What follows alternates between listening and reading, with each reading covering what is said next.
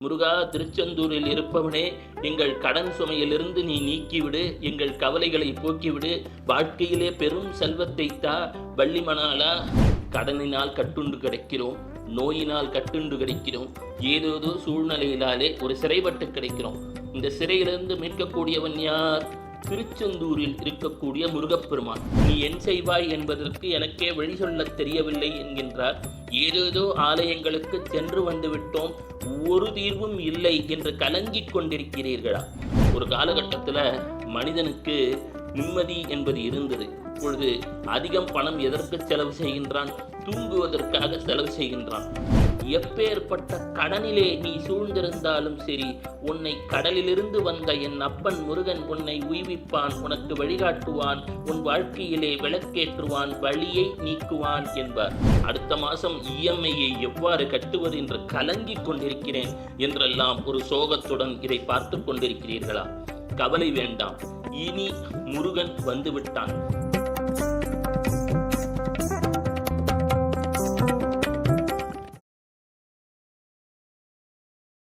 வெள்ளைக்கொம்பன் விநாயகனது பேரொரு கருணையினாலே வாழ்க்கையிலே அனைத்து நலமும் வளமும் பெருகட்டும். என்றென்றும் நன்மையை தரக்கூடிய முத்துக்குமரன், வடிவேலன், சண்முகன், குகன், கந்தன், கடம்பன், கார்த்திகேயன், சண்முகத்து அரசன், என் அப்பன் துரை, திருச்செந்தூரில் வாழக்கூடிய ஜெயந்திநாதர் என்று போற்றப்படக்கூடிய முருகப்பெருமானது குடமுழுக்கு நன்னீராட்டு விழா என்று சொல்லக்கூடிய கும்பாபிஷேகம் வருகின்ற 7/7/2025 அன்று வருகிறது. ஐயா, இந்த விழாவின் சிறப்பென்ன? அந்த முருகப்பெருமானை நினைப்பதனால் நடக்கக்கூடிய நலம் என்ன என்று ஆர்வத்துடன் கேட்டுக்கொண்டிருக்கிறீர்கள்.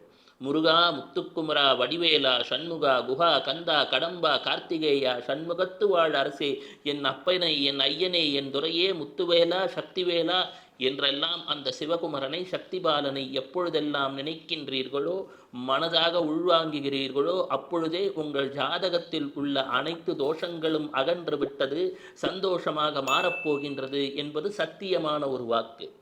வாரியார் என்று சொல்லக்கூடிய வாரியராக விளங்கியவர், தமிழ்நாட்டிற்கு நல்லதை எடுத்து கூறியவர், தமிழ் கடவுள் முருகனை பற்றி சொன்னவர் எப்பொழுதும் சொல்லுவார், உன் ஜாதகத்திலே எந்த கட்டம் எங்கிடத்தே இருந்தாலும் சரி, 7ஆம் இடத்து கலஸ்தர ஸ்தானாதிபதி கெட்டிருந்தாலும் சரி, 8குடையோன் வலுத்திருந்தாலும் சரி, எப்பேற்பட்ட கடனிலே நீ சூழ்ந்திருந்தாலும் சரி, உன்னை கடலிலிருந்து வந்த என் அப்பன் முருகன் உன்னை உய்விப்பான், உனக்கு வழிகாட்டுவான், உன் வாழ்க்கையிலே விளக்கேற்றுவான், வழியை நீக்குவான் என்பார்.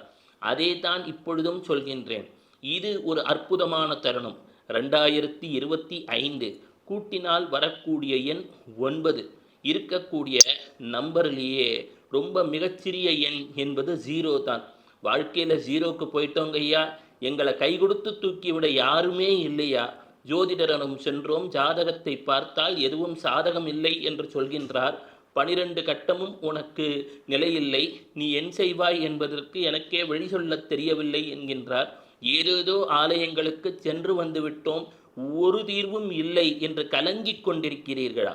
உங்கள் 12 கட்டங்களையும் தனது 12 கரங்களால் தூக்கி பிடித்து நிறுத்த 18 விழிகள் உடைய பாலகன், மயிலேறும் என் குமரன் இருக்கின்றான். சத்தியமான வார்த்தை.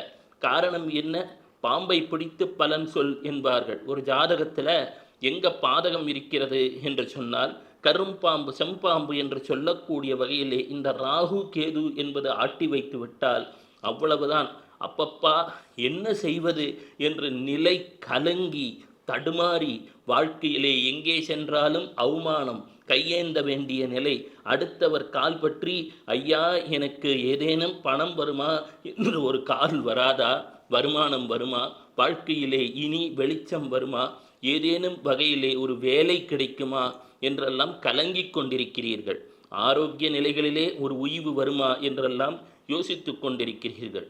முருகன் என்று சொல்லிவிட்டாலே செவ்வாயை குறிப்பவன், அங்காரகன். ஒரு ஜாதகத்தில் வீடு, வாசல், மனை என்றெல்லாம் இருக்க வேண்டும் என்று சொன்னால் ஜாதகத்திலே செவ்வாய் வலிமைப்பட்டிருக்க வேண்டும். வீட்டில் வண்டி வாகனம் வேண்டும். ஏதோ ஒரு நிலையிலே பார்க்கின்றோம், ஜோதிடரிடம் சென்றால் வாஸ்து தோஷம் என்று சொல்கின்றார். பக்கத்து வீட்டிலும் அதே வீடு தானுங்கய்யா, எல்லாம் ஒரே அப்பார்ட்மெண்ட்டில் தானே இருக்கும்.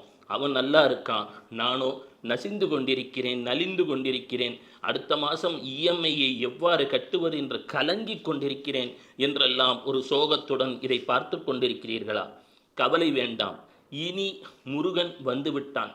எத்தனையோ முருகன் இருக்கின்றான், எங்குதோ பார்த்தாலும் குன்றுதோறும் முருகன் என்றெல்லாம் சொல்கின்றார்கள். திருச்செந்தூரில் இருப்பவரிடம் இருக்கக்கூடிய சிறப்பு என்ன என்று கேட்டுக்கொண்டிருக்கிறீர்கள். உடலிலே 6 வித சக்கரங்கள் உண்டு. மூலாதாரம், சுவாதிஷ்டானம், மணிபூரகம், அநாகதம், விசுத்தி, ஆக்ஞை என்று 6 சக்கரங்கள். இதில் கீழே உள்ள 3 சக்கரங்கள் சரிவர இயங்கினால்தான் வாழ்க்கைக்கு தேவையான பணம், புகழ், பதவி, பட்டம் என்ற அனைத்தும் கிடைக்கும் என்று தியானத்தை அறிந்தோர் சொல்லுவார்கள். இந்த சக்கரங்கள் இயங்க வேண்டும் என்று சொன்னால் மூலாதாரம், அநாகதம், மணிபூரகம் என்ற 3 சக்கரங்களையும் கண்ட்ரோலையும் கட்டுப்பாட்டையும் தன்னிடத்தே வைத்து கொண்டிருக்கக்கூடியவன் திருச்செந்தூர் முருகன். எத்தனையோ திருத்தலங்கள் இருக்கலாம், எனினும் நீரிடம் அருகிலே இருக்கக்கூடிய திருத்தலம். நீரின்றி அமையாது உலகு என்று சொல்லுவார்கள்.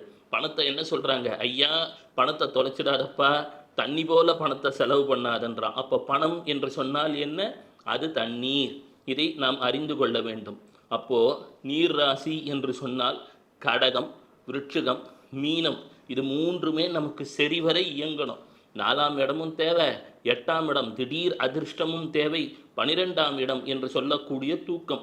ஒரு காலகட்டத்தில் மனிதனுக்கு நிம்மதி என்பது இருந்தது. இப்பொழுது அதிகம் பணம் எதற்கு செலவு செய்கின்றான்? தூங்குவதற்காக செலவு செய்கின்றான். 12ஆம் இடம் என்று சொல்லக்கூடியது மீனம். மீனத்திலே சனீஸ்வரர் பிரயாணம் செய்து கொண்டிருக்கின்றார். அந்த மீனத்தை நமது செவ்வாயானவர் 8ஆம் பார்வையாக பார்த்து கொண்டிருக்கின்றார். செவ்வாய் என்று சொன்னால் யாரை குறிக்கும்? அந்த முருகனை, முத்துக்குமரனை, வடிவேலனை, சண்முகனை, குகனை, கந்தனை, கடம்பனை, கார்த்திகேயனை, அந்த சென்னிமலை வாழ் ஆண்டவனை, காங்கேயனை குறிக்கக்கூடியது. அந்த முருகப்பெருமான் வள்ளி தேவாசேனா சமேதராக விற்றிருக்கக்கூடிய தலம். எங்கெல்லாம் யார் பெற்றோர்களை போற்றுகின்றார்களோ அவர்கள் பெருமைக்கு உரியவராக மாறுகின்றார்கள். அப்போ வாரியார் சுவாமிகள் சொல்லுவார், வயலூரான் என்னை வாழ வைப்பவன் வயலூரான் என்பார். காரணம் என்ன? அங்க பெற்ற தாய் தந்தையை வழிபடுவார். அதே போல இங்கே சத்யோஜாதம், வாமதேவம், அகோரம், ஈசானம் என்றெல்லாம் சொல்லக்கூடிய வகையிலே பஞ்சலிங்கங்களாக திருச்செந்தூரிலே முருகப்பெருமான் அனுதினமும் தன் தந்தையை போற்றி கொண்டிருக்கின்றார். கையிலே, அதனால தான் திருச்செந்தூர் பெருமானுக்கு கையிலே ஒரு பூ உண்டு. உங்கள் வாழ்க்கை மலர வைப்பதற்காக தன் கரத்திலே மலர வைத்து கொண்டிருக்கின்றான் முருகப்பெருமான் இங்கே. அதே போல குருவும் இந்திரனும் வழிபட்ட தலம். இந்திரன் என்று சொல்லக்கூடியவன் சுசிதேவியின் தன் மனைவியுடன் அனுதினமும் வந்து முருகனை போற்றி வணங்கி இந்திர பதவி பெற்று இந்திர வாழ்வு பெற்று சுந்திரனாக இன்றும் இருக்கின்றான். சுதந்திரத்தை பெற்றுவிட்டான். வாழ்க்கையில் நாமும் கடனினால் கட்டுண்டு கிடைக்கிறோம், நோயினால் கட்டுண்டு கிடைக்கிறோம், ஏதேதோ சூழ்நிலையிலாலே ஒரு சிறைப்பட்டு கிடைக்கிறோம். இந்த சிறையிலிருந்து மீட்கக்கூடியவன் யார்? திருச்செந்தூரில் இருக்கக்கூடிய முருகப்பெருமான். அது மட்டுமா? குரு என்று சொல்லக்கூடியவர் வியாழ நோக்கம் என்றெல்லாம் சொல்லுவார்கள். வாழ்க்கையிலே கடன் தீர வேண்டும், கவலைகள் தீர வேண்டும், நல்ல வகையிலே திருமணம் நடக்க வேண்டும், புத்தி என்று சொல்லக்கூடியதற்கும் புத்திரன் என்று சொல்லக்கூடியதற்கும் பெரும் தனம் என்று சொல்லக்கூடியதற்கும் காரகனாக விளங்கக்கூடியவன் குரு பகவான். தங்கம்னு சொல்கிறோம் இல்லையா? அந்த தங்கம் வீட்டிலே தங்க வேண்டும், நிலைத்திருக்க வேண்டும், நல்ல புகழ் வேண்டும், 4 பேர் போற்ற வேண்டும் என்றெல்லாம் ஆசைப்படுகிறோம். குழந்தை நல்லா படிக்கணும், ஆரோக்கியமாக இருக்கணும். இத்தனைக்கும் காரணம் யார்? குரு பகவான். இந்த குரு பகவானானவர் எங்கே இருக்கிறார்? முருகப்பெருமானை வேண்டி வணங்கி வரம் பெற்று பிரகஸ்பதி என்று சொல்லக்கூடியவர் இருக்கக்கூடிய திருத்தலம் என்பதும் அந்த திருச்செந்தூரில்தான். அனுதினமும் முருகனை வழிபடுகிறார். விஸ்வாமித்திரர் என்று சொல்கின்றோம், காயத்ரி மந்திரம் என்று சொல்கின்றோம்.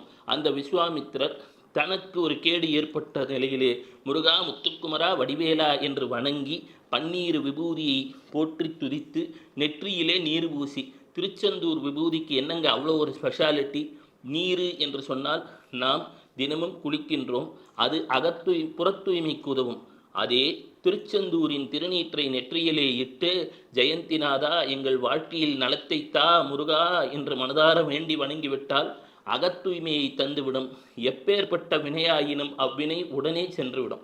ஐயா, எங்களால் முருகனை சென்று தரிசிக்க இயலவில்லையே என்று வருந்த வேண்டாம். மனதிலே கூட தற்காலத்திலே யூடியூப் என்றெல்லாம் வந்துவிட்டது. கூகுள் செய்தால் திருச்செந்தூர் முருகன் நம்மை தேடி வருகின்றான், நம்மை நாடி வருகின்றான்.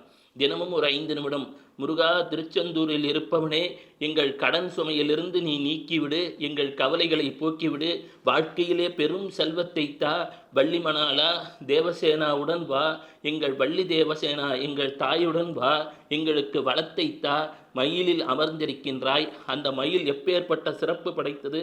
மந்திர மயில், வேத மயில், அசுர மயில் என்பார்கள்.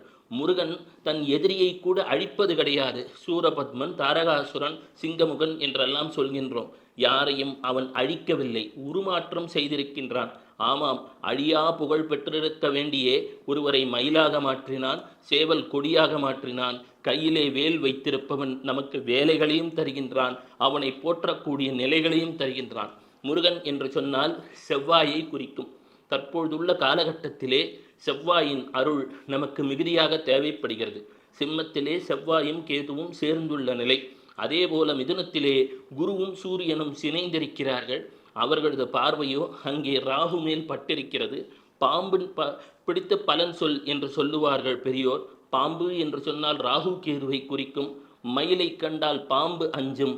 ஆமாம், முருகன் எப்பேற்பட்ட முருகன்! அவன் ஒரு 500-600 வருடங்கள் முன்னாலே டச்சு போர்த்துகீசியர்கள்லாம் படையெடுத்து வரும் பொழுது அந்த முருகனை கடலிலே தூக்கி வீசினார்கள். நீ என்னை கடலில் தூக்கி வீசினாலும் சரி, நான் கட்டுமரமாக மிதப்பேன் என்று சொல்லுவதைப் போல முருகன் வெளியே மீண்டு வருகின்றான். தானே கனவிலே வந்து வலியுறுத்துகின்றான், இருக்கின்றேன், உன்னை காக்க வந்திருக்கின்றேன், கவலை கொள்ள வேண்டாம், இனி ஏற்றம் மாற்றம் முன்னேற்றம் என்று தரப்போகின்றேன் என்று அடியவர்கள் கனவிலே வருகின்றேன் என்று வந்தான். வந்ததும் செல்கின்றனர். கடலில் சென்றதும் மேலே கழுகு வட்டமிடுகிறது, கீழே எலுமிச்சம்பழம் குறிகாட்டுகிறது. எடுத்து வருகிறார்கள். எடுத்து வந்தவர்களை காப்பாற்ற வந்திருக்கிறேன், கரையேற்ற வந்திருக்கிறேன், கரை அருகிலே நிற்கின்றேன் என்று இன்றும் அருளுகின்றான். 2004 பெரும் சுனாமி. எங்கும் மக்கள் ஐயோ அப்பா என் செய்வோம் ஏது செய்வோம் என்று கண்ணீர் விட்டு அழுது கொண்டிருக்கின்றனர். ஒரே ஒரு இடம், 15 மீட்டர் தொலைவிலே கடல் இருக்கிறது. சமுத்திரராஜன் அஞ்சுகின்றான். முருகன் கிட்ட போயிட்டோன்னா நமக்கு வேண்டாமப்பான்னு கடல் கூட பின்வாங்குகிறது. அப்போ முருகனை கண்டால் சுனாமி, கடல் கூட பின்வாங்குகிறது. உன் வாழ்க்கையில் இருக்கக்கூடிய கடன் பின்வாங்காதா? உன்னை துரத்தக்கூடிய யமபயம் பின்வாங்காதா? அப்பொழுது என்ன தேவை முருகனுக்கு? முருகனுக்கு நீ தர பழமோ விபூதியோ ஊதுபத்தியோ இல்லை, பக்தி தேவை. முருகா என்று மனதார அழைக்க வேண்டும். எப்பொழுது முருகா முருகா முருகா என்று அழைக்க துவங்குகிறோமோ அப்பொழுதே திருச்செந்தூர் முருகன் வந்து விட்டான், நலத்தை தந்து விட்டான். ஏற்கனவே தர துவங்கி விட்டான். அதனால தான் இப்போ பேசிகிட்டு இருக்கேன், நீங்கள் காதார கேட்டுட்டு இருக்கீங்க. நாவார இப்போ நான் சொல்ல சொல்ல முருகா முருகான்னு பிரார்த்தனை பண்ணிட்டு இருக்கீங்க. இந்த நிலைத்தான். அப்பொழுது ஆலயத்திற்கு செல்கின்றோம். செல்லும் பொழுது எவ்வாறு இருக்க வேண்டும்? ஆலயத்திலே அமைதி காக்க வேண்டும். அடித்து பிடிச்சி போகக்கூடாது. நம்ம அப்பா ஃபங்க்ஷன் அது, நம்மளுடைய தாய் தகப்பன் ஃபங்க்ஷன் அது. முருகன் நம் வீட்டு குழந்தை. அங்கே செல்லும் பொழுது குப்பை அசுத்தங்களை போடக்கூடாது. நம்ம வீட்டு ஃபங்க்ஷனில் நாம் எப்படி இருப்போமோ அதை போல இருக்கணும். முருகனுக்கு தேவை ஒன்று தான் உங்ககிட்ட, அன்பு. அவன் நம் வீட்டு குழந்தை, தமிழ் குழந்தை, தமிழர்களின் குழந்தை. மறந்துடாதீங்கய்யா, திருச்செந்தூர் முருகன் நம் வீட்டு அப்பன். அப்போது இருக்கக்கூடியதிலே பூண்டி மகான், அருணகிரிநாதர், சித்தயோகி சிவப்பிரபாகர சுவாமிகள், விஸ்வாமித்திரர், ஆதிசங்கரர் பலரும் வழிபட்ட அவர்கள் துயர் நீங்கியது. உங்கள் வாழ்க்கையில் துயரங்கள் இனிமே இருக்குமா? துன்பங்கள் இருக்குமா? சொல்லுங்கய்யா. முருகன் வந்துட்டான், வாழ்க்கையில் வெற்றியை தரப்போகிறான். நீங்கள் செய்ய வேண்டியது ஒன்று தான். அனுதினமும் திருச்செந்தூருக்கு நீங்கள் மனதால் செல்லலாம். எவ்வாறு? வாரியார் சுவாமிகளின் சொற்பொழிவு இருக்கிறது. தினமும் 10 நிமிஷம் கேளுங்க. ஆமாம், கந்தசஷ்டி கவசம் இருக்கு, தினமும் 10 நிமிஷம் கேளுங்க. மனதார முருகா அப்படின்னு உருகி வேண்டுங்க. நடக்க போகிற அற்புதத்தை பாருங்கள். வாழ்க்கையிலே பெரும் நன்மைகளை தர முருகன் காத்து கொண்டிருக்கிறான். இனி உங்கள் வாழ்க்கை அவர் கையிலே, உள்ளங்கையில் வைத்து காப்பாற்றப் போகிறான். நம்பிக்கையுடன் இருங்கள். இனி நலம் வந்துவிட்டது. சிவசிவா. இந்த வீடியோ உங்களுக்கு பிடிச்சிருந்தா லைக் பண்ணுங்க, ஷேர் பண்ணுங்க, கமெண்ட் பண்ணுங்க. மறக்காம பெல் பட்டனை கிளிக் பண்ணிட்டு பக்தி கஃபே தமிழ் சேனலை சப்ஸ்கிரைப் பண்ணிடுங்க.